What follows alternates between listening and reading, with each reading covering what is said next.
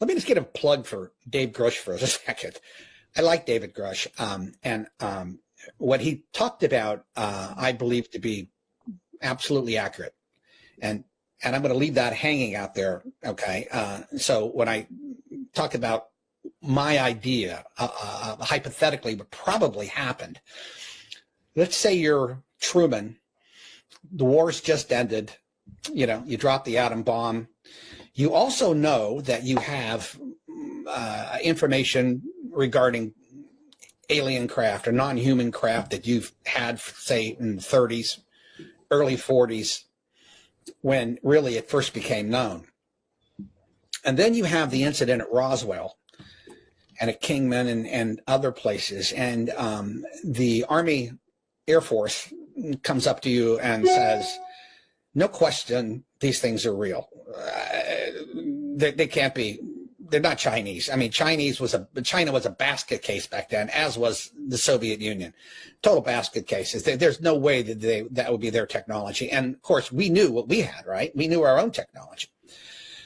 So you're presented with this, and some general comes up to you and he tells you, oh boy, we don't know what this is, but it's not us, and it's probably going to be from outside the solar system or inside the solar system. We really don't know. And they don't have a very sophisticated view of this at the time, right? Now, America is pretty agrarian at the time, right? Our communication systems are crappy, to say the least. Again, you're too young to remember party lines and all kind of stuff like that, and I remember them very clearly.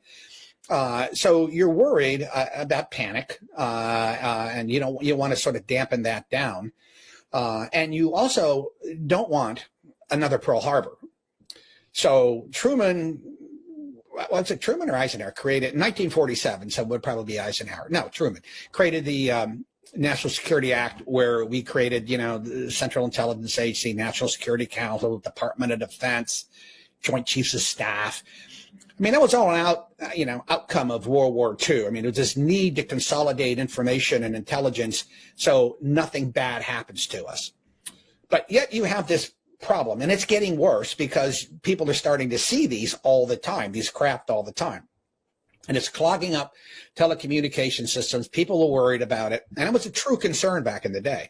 They're also concerned that the Russians would use it, to basically screw up our, I should say the Soviet Union, to screw up our own communication systems by putting false information out there about UFOs and what have you. So they can, attack us, and very, very real concerns. I mean, we were very, very concerned about Russia and having to fight, or Soviet Union having to fight a war with them right after World War II. So what do? Well, you look around and you say, well, somebody's got to look into this. So is it going to be the Air Force? Is it going to be this new organization I made, CIA?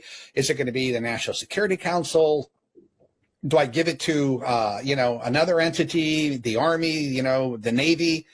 But you decide on probably, and you don't need a lot of imagination to decide where this landed. All right.